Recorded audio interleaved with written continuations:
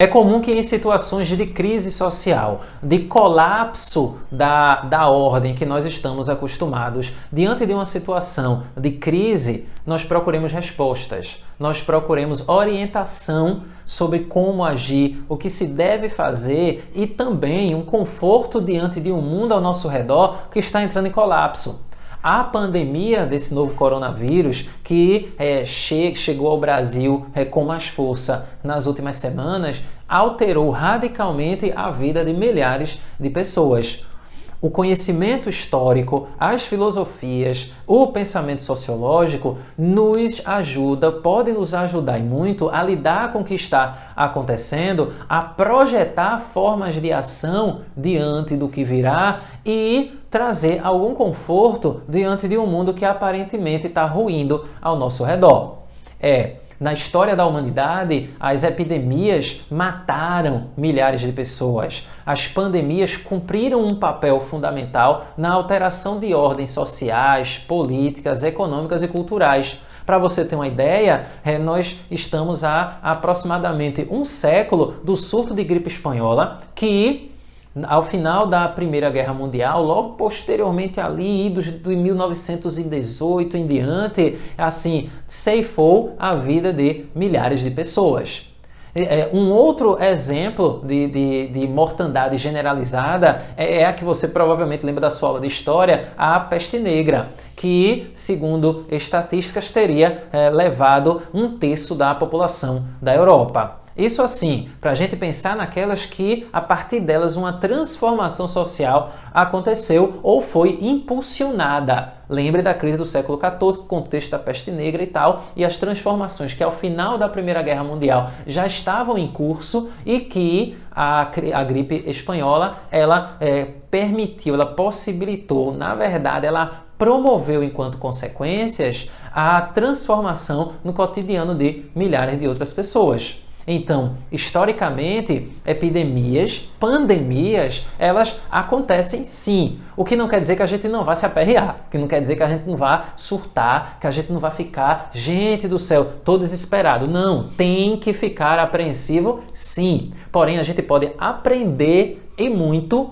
com a maneira com que, em outros tempos, se lidou com essas questões. Então, o que a gente consegue identificar é que é fundamental a gestão dos danos, a administração do que aconteceu. A gente precisa de um Estado, a gente precisa de uma gestão do que está acontecendo que possibilite a recuperação para aquelas pessoas que sobreviveram, que vão dar continuidade à vida e, ao mesmo tempo que a gente precisa de um projeto para o que virá, a gente precisa lidar com o que está acontecendo agora. E nós estamos diante de uma situação que ela é incrivelmente problemática e parece que não está sendo percebida como tal pelas autoridades do nosso país. É você parar para pensar que, diante da fala do não saia de casa, não vá trabalhar, nós tenhamos pessoas que tenham que trabalhar porque elas cumprem um papel dentro dos serviços essenciais que a gente não pode abrir mão. Então, o pessoal que trabalha na área da saúde, o pessoal que trabalha na área da segurança pública, o pessoal que trabalha com o transporte, o pessoal que faz a limpeza das nossas ruas, o pessoal que faz a coleta de lixo, cumprem um papel fundamental e estão colocando a sua própria existência em risco para que a sociedade não entre num colapso assim efetivo e generalizado. A essas pessoas a gente tem que agradecer. Porém, existem outras pessoas que não podem não ir trabalhar, porque elas estão exatamente numa situação em que, se elas saem de casa para trabalhar, a vida delas está em risco. Por quê? Porque elas podem contrair o novo coronavírus e, a partir daí, o adoecimento e a morte. Porém, não sair de casa para trabalhar implica a falta de recursos para garantir a própria vida. Pessoas que, para garantir a sobrevivência do dia, têm que trabalhar naquele dia.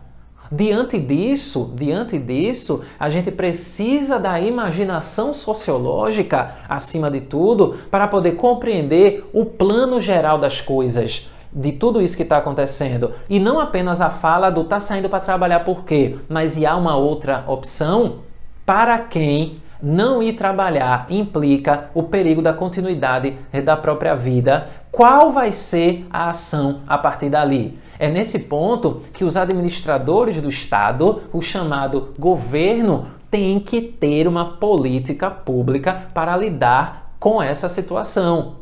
É nesse ponto que a imaginação sociológica é fundamental. A gente precisa, diante dessa situação, diante das pessoas que não podem não trabalhar, elas têm que trabalhar para garantir a própria vida, para garantir o pagamento do aluguel, da comida do próprio dia, do medicamento dos filhos e também de si próprio. E se os nossos administradores, se os nossos representantes eleitos, eles não estão elaborando um plano para isso, então nós temos que pensar no que fazer.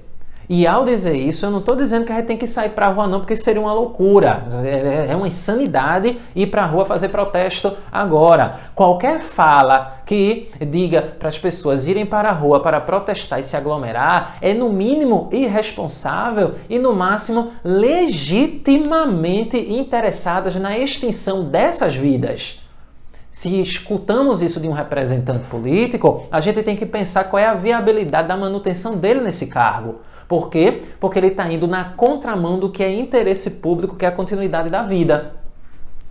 Mas aí a gente tem que pensar também para além do que nos é exposto de maneira mais explícita, de maneira mais imediata. Diante disso, o Estado, e existem várias propostas sobre como lidar com essa situação, uma delas que eu entrei em contato recentemente é a ideia de uma renda mínima. É a ideia do Estado garantir para essas pessoas que precisam trabalhar para sobreviver uma renda que torne possível que elas fiquem reclusas. E é importante considerar que é a maior parte da população que está nessa situação. Nós temos milhares e milhares de pessoas que têm que literalmente ganhar o pão de cada dia, todo dia.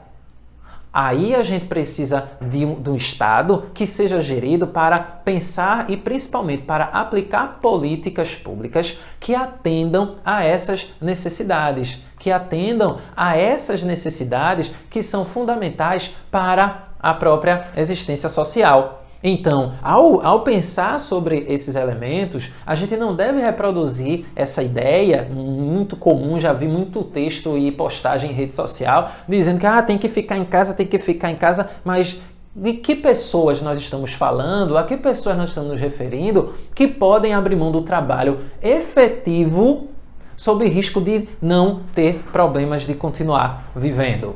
Então, a gente precisa pressionar os nossos representantes políticos, as pessoas que o povo brasileiro elegeu, para que elas tomem uma atitude. E é nesse ponto que as ideias do pensador Achille Mbembe podem nos ajudar a lidar com o que está ocorrendo. O conceito de necropolítica é fundamental. Entender o que está acontecendo no nosso país agora a partir da perspectiva do Achille Mbembe, filósofo do país de Camarões, ele chama de necropolítica, ele define como necropolítica a política que vai definir, que vai estabelecer qual é a vida que merece a morte.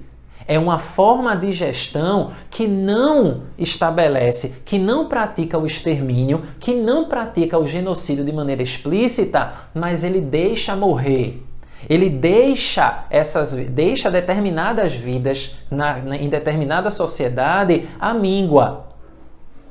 Quando você tem uma autoridade que anuncia que o Sistema Único de Saúde, da maneira como ele está, diante dessa situação, dessa pandemia, ele vai entrar em colapso em abril e ele não propõe nada, isso é necropolítica. Isso é definir previamente qual é a vida que merece viver. Então, eu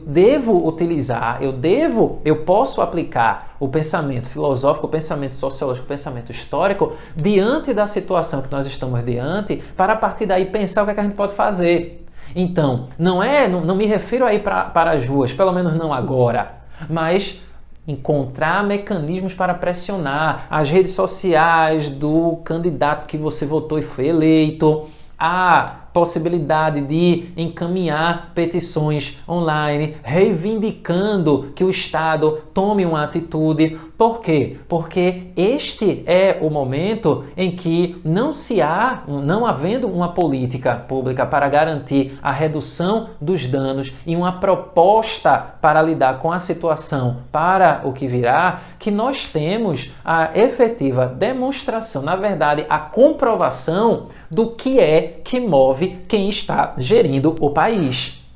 Então, essa aparente falta de interesse, essa aparente falta de preocupação e ainda as piadas que são contadas e toda essa pilheira que está sendo estabelecida por algumas autoridades nesse país, nada mais são do que a prova dessa necropolítica, sim, desse total interesse que determinados grupos sociais, que determinadas classes venham a ser extintas. E a grande pergunta que fica é: o que é que a gente vai fazer? O que é que nós vamos fazer a partir daí? Esse é o ponto. Encontrar, enquanto não podemos sair de casa, enquanto nós não podemos sair de casa, encontrar esses mecanismos de pressionar as pessoas que nós elegemos para que elas elaborem e coloquem em prática uma política para cuidar da população efetivamente, e depois que isso tudo passar, depois de observar, depois de ver tudo o que foi feito ou não foi feito por esses representantes, é aí que a gente vai ter que pensar. Pensar em manter essas pessoas. E aqui é importante lembrar o que diz o pensador John Locke, pensador liberal, que diz o quê? Se o representante eleito, se aquela criatura que está lá para administrar o Estado não cumpre aquilo para o qual ela foi colocada no cargo, a manutenção da vida das pessoas, a garantia de segurança, esta pessoa, ela não deve continuar no poder. Experimente pensar sobre isso.